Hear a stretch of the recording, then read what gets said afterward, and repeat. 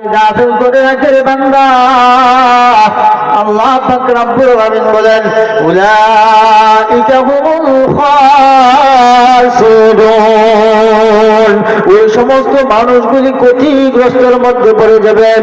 এই জন্য আল্লাহ রাসূল সাল্লাল্লাহু আলাইহি ওয়াসাল্লাম ঘোষণা করেন হুব্বুদ দুনিয়া রাসু কুল্লি খতিয়াম, দুনিয়ার প্রত্যেকটা জিনিসের মহব্বত সমস্ত গুনাহের মূল গুনাহ দিকে আকৃষ্ট করেন। আপনি যদি আপনার সন্তানকে বেশি মহব্বত করেন, নবীজির মহব্বত বাদ দিয়া যদি আপনি আপনার সন্তানের প্রতি মহব্বত নেন, পিতামাতার প্রতি যদি নবীর চেয়ে বেশি মহব্বত করেন, আল্লাহ রাসূল সাল্লাল্লাহু আলাইহি ওয়াসাল্লাম বলেন লা ইউমিনু আহাদুকুম হাত্তা আকুনা হাব্বা ইলাইহি মিন ওয়ালিদিহি ওয়া ওয়ালাদিহি ওয়ান নাসি আজমাইন। আল্লাহ রাসূল সাল্লাল্লাহু আলাইহি ওয়াসাল্লাম সাহাবায়ে কেরামদেরকে বলেন, ও সাহাবায়ে কেরাম জানিয়া রাখবা, ও দুনিয়ার উম্মত মুহাম্মাদিন, তোমরা যদি আমি নবীকে তোমার মা বাবা, তোমার সন্তান সন্ততি, তোমার আওলাদ, দুনিয়ার ধন সম্পদ মাল দৌলত, এমনকি তামাম পৃথিবীর যত মানুষ আছে, এই সকল মানুষের চেয়ে যদি বেশি মহব্বত তোমার অন্তরে যদি আমি নবীর প্রতি না থাকে, তো তুমি পরিপূর্ণ ঈমানদার হতে পারবে না। এই জন্য আল্লাহর রাসূল সাল্লাল্লাহু আলাইহি ওয়াসাল্লামের হাদিসের ঘোষণা অনুযায়ী দুনিয়ার সমস্ত জিনিস থেকে, দুনিয়ার সমস্ত জিনিস আমার দিল থেকে বাদ দিয়া একমাত্র আল্লাহর রাসূলের মহব্বত আর ভালোবাসা আমার দিলের মধ্যে জায়গা করতে হবে। সুবহানাল্লাহ। এই জন্য সাহাবায়ে কেরাম কেমন ভাবে নবীকে মহব্বত করতেন, সাহাবায়ে কেরাম কিভাবে নবীকে মানতেন, নবীকে জানতেন, নবীর ভালোবাসা তারা কিভাবে দেখাতেন। ও দুনিয়ার মুসলমান ঈমানদার, ইন্নাল উলামা ওয়ারাসাতুল আম্বিয়া, যে আলেমগণ হলো নবীদের উত্তরসূরি। আল্লাহ পাক রব্বুল আলামিন একজন আলেমকে কাল কিয়ামতের ময়দানে দুনিয়াতে যেমন কি করে মানুষ এই যে কোর্ট কাছারিতে যে মানুষ যেমন উকিল মুক্তার ধরে জজ ব্যারিস্টার থেকে, কাল কিয়ামতের ময়দানে আল্লাহ পাক রব্বুল আলামিন হবেন প্রধান বিচারপতি, আল্লাহ থাকবেন বিচারক, এবং আলেম উলামারা নায়েবে নবী যারা তারা থাকবেন উকিল, আল্লাহর সাথে যারা করবে। সুবহানাল্লাহ। একদিন এক মাদ্রাসার হুজুরকে থানার লোকেরা এসে ওসি সাহেব ধরে নিয়ে গেছে, পুলিশ দারোগা লয়ে আসে। আসার পরে মাদ্রাসার যে বড় হুজুর উনি বলতেছে, আইসা দেখে যে উনার মুহতামিম রে ধরে নিয়ে গেছে। উনি জিজ্ঞাসা যে হুজুর কোথায় আছেন, যে মুহতামিম কই, প্রধান শিক্ষক কোথায়? ওনাকে তো পুলিশে ধরে নিয়ে গেছে। ওনার অপরাধ কি? এটা জানি না। ওই মাদ্রাসার পরিচালক ওইখানে যখন কামাই গেলেন, যাওয়ার পর খোঁজ নিলেন, খবর নিলেন, ওসি সাহেব বললেন যে আপনার মাদ্রাসার যে প্রধান শিক্ষক মুহতামিম, উনার নামে ওয়ারেন্ট গ্রেফতারি পরোয়ানা ছিল, এই জন্য আমি তাকে কি করছি, কোর্টে চালান করে দিছি। এই আসামি এখন এইখানে আর নাই। ও কি কয়, উনি দৌড়ে কোর্টে গেছি। যাওয়ার পরে যে দেখা যে আসামি যে কাঠগড়ায় দাঁড়ানো, এই মাদ্রাসার পরিচালক প্রধান যিনি আলেম, উনি বলতেছে ওইখানে দুনিয়ার সিস্টেম অনুযায়ী আসামির বাদী এবং বিবাদী পক্ষে এবং বিপক্ষে উকিল ধরার দরকার আছে না নাই? উকিল ছাড়া সর্বসাধারণ কোন মানুষ ওইখানে জজের অনুমতি ছাড়া কথা বলার কোন অনুমতি কোন পাওয়ার নাই। তো ওইখানে এই হুজুর, মাদ্রাসার যে বড় হুজুর, উনি বলতেছে যে মাননীয় জজ সাহেব, আমাকে যদি একটু অনুমতি দিতেন আমি একটু কথা বলতাম। যে কি কথা? আপনার এইখানে আমার মাদ্রাসার যে প্রধান মুহতামিম, উনাকে ধরে নিয়ে আসছে, উনার কি দোষ আমি জানিও না, উনার নামে কি গ্রেফতারি পরোয়ানা, থানা থেকে ওসি সাহেব লোক ফাটায়া পুলিশ দেয়া দাঁড়াগো দিয়ে আমার এই লোকটা নিয়ে আসছে। আমরা তো দুনিয়াদার না, আমরা হইলাম দিনদার, আমরা তো আল্লাহর কাছে দুনিয়া চাই না, এই জন্য তেমন কোনো অর্থবিত্তও নাই, টাকা পয়সাও নাই। এখন আমার এই আসামির পক্ষে উকালতি করার জন্য যে উকিল নিয়োগ করব এমন কোনো টাকা পয়সা আমার হাতে নাই। মাননীয় জজ সাহেব, আপনি আমাকে যদি অনুমতি দেন, আমার এই মক্কেলের পক্ষে কোর্টে উনার বিপক্ষে যিনি উকালতি করবেন আমার আসামিকে ফাঁসানোর জন্য, আর এই বাদীর পক্ষে, বিবাদীর পক্ষে, আসামির পক্ষে আমি নিজেই, এই হুজুর যেহেতু আমার টাকা পয়সা নাই উকিল নিযুক্ত করার, আমি নিজেই উকালতি করব, আমাকে একটু অনুমতি দেন। জজ সাহেব উনি অনুমতি দেওয়ার আগে উকিলরা বুঝতেছে, না মাননীয় জজ সাহেব এটা হতে পারে না, আমরা উকালতি করছি, উকালতি হইরা এলএলবি ডিগ্রি অর্জন করে অ্যাপ্রুভ করছি, কাপড় চোপড় হইরা এইখানে আমাদের ট্রেড লাইসেন্স আছে, আমরা রেজিস্ট্রিকৃত সরকারের, হ্যাঁ এরকম নির্বাচিত উকিল, আর প্রত্যেকে হুজুর পাঞ্জাবি টুপি হইরা এনে উকালতি করবো, এইটা হতে পারে না, এটা দেওয়া যাবে না। উনারা কি জানে উকালতি লেখাপড়া করছে, এত জ্ঞান ওনাদের কোথায়? হুজুর বারবার যখন জজ সাহেবের কাছে অনুমতি চাইতেছে কাকতি মিনতি, তো জজ সাহেব কইতেছে, তোমরা তো লাফালাফি করো না, থামো দেই, হুজুর কি কইতেছে, অল্প কিছুক্ষণের জন্য অনুমতি দেওয়া গেল। জজ সাহেব যখন এই মাওলানা সাহেব মাদ্রাসার প্রধান পরিচালককে অনুমতি দিলেন, যে কি বলতে চান বলেন, এর এনজিতে কাউন্টারে যাইয়া উকিল বলতেছে, মাননীয় জজ সাহেব আপনার কথা আমরা মানতে পারি, কিন্তু উনি লম্বা চূড়া কোনো কারণ দর্শাতে পারবে না, উনাকে আমি কয়েকটা কথা জিজ্ঞাসা করব, ওই কয়েকটা কথার প্রতি উত্তরে উনি শুধু হা অথবা না বলবে, এর অতিরিক্ত কথা বলার অনুমতি নাই।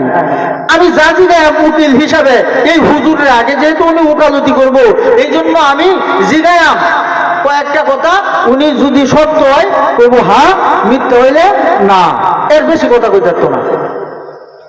হুজুরকে যখন এইরকম ভাবে উকিলের পক্ষ থেকে আলটিমেটাম দেওয়া হলো, হুজুর বলতেছে যে না মাননীয় জজ সাহেব, সকল প্রশ্নের জবাব হ্যাঁ অথবা নার মধ্যে ধরে, কিছু কিছু প্রশ্নের উত্তর দিতে হইলে একটু ব্যাখ্যা বিশ্লেষণের প্রয়োজন হয়, শুধু হ্যাঁ এবং নার মধ্যে সকল প্রশ্নের জবাব দেওয়া যায় না। উকিলে করে দেওয়া যায় আর হুজুরে করে দেওয়া যায় না, উকিলে করে দেওয়া যায়, হুজুরে করে দেওয়া যায় না। ওই হুজুর ডাক দিয়া বলতেছে, মাননীয় জজ সাহেব আমাকে আর একটু অনুমতি দেন, আমি উকিলের সাথে আর একটু উকালতি কইরা লই, আর একটু জানা লই যে উনি আমাকে সকল প্রশ্নের জবাব হ্যাঁ অথবা নার মধ্যে দেওয়ার জন্য উনি আমাকে অনুমতি দিলেন। উনি আমাকে প্রশ্ন করার আগে ওনাকে আমি প্রশ্ন করতে চাই শুধু একটা, উনি হ্যাঁ অথবা নার মধ্যে যদি উত্তর দিতে পারে, ওনার প্রত্যেকটা প্রশ্নের জবাব আমি হ্যাঁ এবং নার মধ্যে উত্তর দিয়ে দিব। আল্লাহু আকবার। ঠিক আছে, কি কইতো চাই, কি কইতো হুজুরে একটা প্রশ্ন করতে তো পারে, হ্যাঁ করো, এত ডিগ্রি অর্জন করছি, এত ডক্টরেট এলএলবি কমপ্লিট করে এত জ্ঞান অর্জন করছি, বিদেশ থেকে আমরা করে আইছি, আমরা হুজুরে আমার আর কিভাবে আটকাইব? ঠিক আছে, হুজুর প্রশ্ন করেন। হুজুর ডাক দিয়া জিজ্ঞাসা, ও মাননীয় উকিল সাহেব, ও অ্যাডভোকেট সাহেব, আপনি আমার একটা প্রশ্নের উত্তর হ্যাঁ অথবা নার মাধ্যমে উত্তর দিবেন, যদি দিতে পারেন আপনি আমার ওই আসামির বিরুদ্ধে যত ধরনের আনীত অভিযোগ হবে প্রত্যেকটা উত্তর আমি হ্যাঁ নার মধ্যেই দিব, আপনি যদি আমারটা দিতে পারেন, না এটা সম্ভব না। ঠিক আছে, কি প্রশ্ন? হুজুর বলতেছে, মাননীয় উকিল সাহেব আমি জানতাম আপনার আব্বা আছে, এখনো জীবিত আছে? তো হ্যাঁ আছেন। আপনার আব্বা যে আগে মানুষের গাছ উঠে সুবারি নিত গা, এই বাড়িতে এই বাড়িতে এটা হেঁটে চুরি করে আনতো, এই অভ্যাসটা কি এখনো আছে? দেখুন প্রশ্ন তো করছে, ওই অভ্যাসটা এখনো আছে?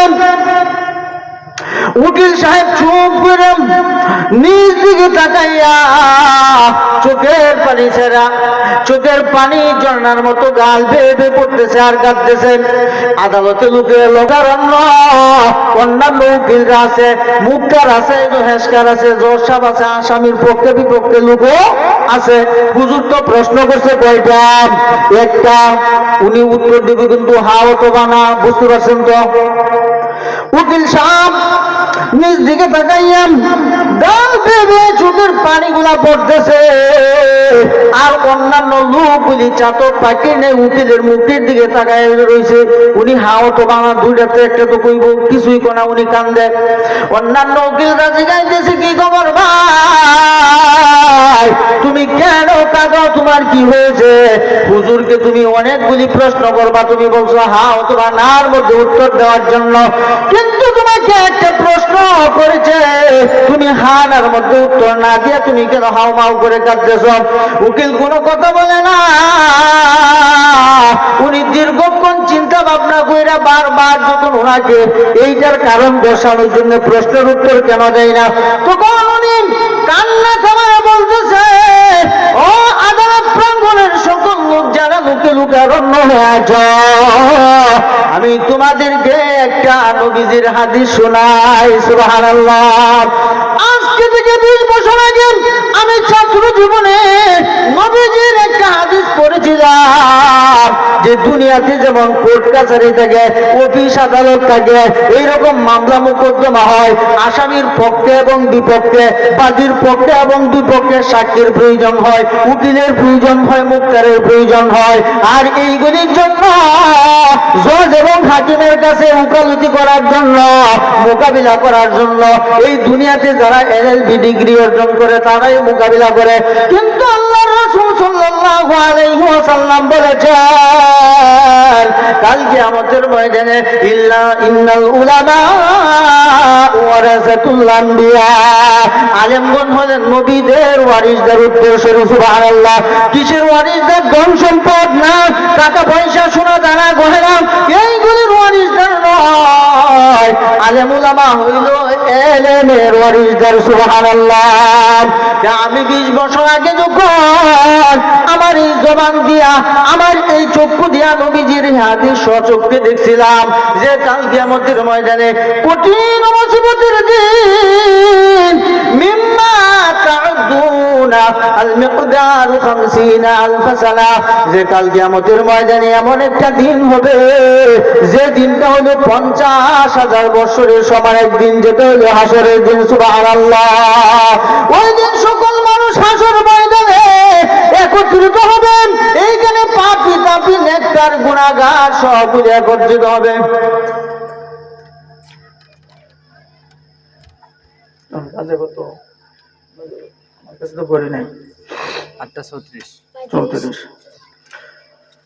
এই সময় যখন একত্রিত হবেন, আল্লাহ পাক রব্বুল আলামিন আলাইহিসসালাহু বিআহকামিল হাকিমিন, আল্লাহ হবেন বিচারকদের মধ্যে শ্রেষ্ঠ বিচারক। সুবহানাল্লাহ। এই জন্য আমি পড়েছিলাম, নবীজি ঘোষণা দিলেন কাল কিয়ামতের ময়দানে আল্লাহ সুপ্রিম আদালত, যেদিন বান্দাদের হিসাব নিকাশের জন্য ওইখানে হিসাব নিকাশ নেওয়া হবে, এই দিন দুনিয়ার কোন জজ ব্যারিস্টার উকিল মুক্তার ওইখানে ওকালতি করতে পারবে না, আল্লাহর সাথে জেরা করতে পারবে না। ওই সময় একমাত্র জেরা করবে নাইবে নবী দিগার হযরতুল আলাইহি কালাম। সুবহানাল্লাহ।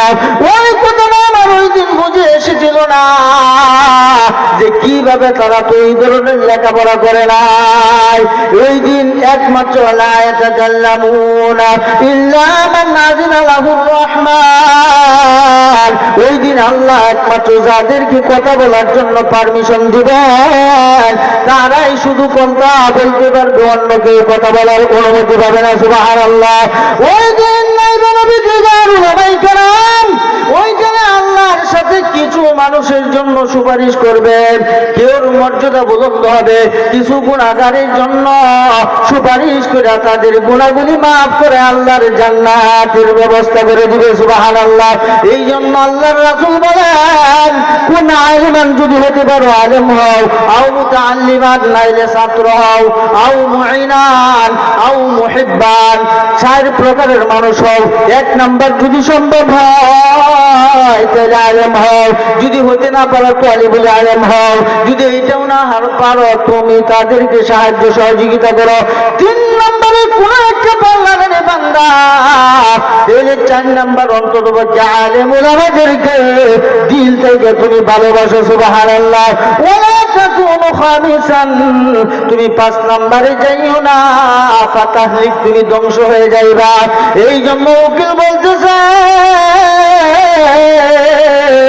যে কাল কিয়ামতের ময়দানে আল্লাহর অনুমতি ক্রমে আলেম ওলামারা বান্দাদের মুক্তির জন্য, আসামির কাঠগড়া থেকে বেকসুর খালাস করার জন্য প্রধান বিচারপতি আল্লাহর সাথে জেরা কইরা ওই আসামিকে বেকসুর খালাস দিয়া জান্নাতের ব্যবস্থা করবে সুবহানাল্লাহ। ও আদালত প্রাঙ্গণের লোকেরা, আমি ওই দিন আমার কথাটা বুঝে আসছিল না, আজকে 20 বছর পর আদালতে আইসা এইরকম একজন নাইবে নবী দিগারে উলামায়ে কেরামদের জবান থেকে এমন একটা চিকন কথা দিয়ে আমাকে আটকায় দিয়েছে, আমার এতেই বোঝা গেছে যে প্রশ্ন করছে যে আমার বাবা যে আগে চুরি করতো, আমি যেহেতু ওনাকে শর্টকাটে কথা বলার জন্য হা অথবা না দিয়ে উত্তর করার জন্য বলছিলাম, উনি বলছে সব কথার প্রশ্নের জবাব হা এবং না দিয়া দেওয়া যায় না। আমি কইছিলাম দেওয়া যায়, উনি কই দেওয়া যায় না, আমি কইছিলাম দেওয়া যায়। কিন্তু শেষ পর্যন্ত উনি আমাকে এমন কায়দায় ফেলে একটা প্রশ্ন করছে, এখন যদি আমি হা কই আমার বাবা চোর হয়ে যায়, আবার যদি না কয় এতেও প্রমাণিত হয় যে আমার বাবা আগে চুরি করতো।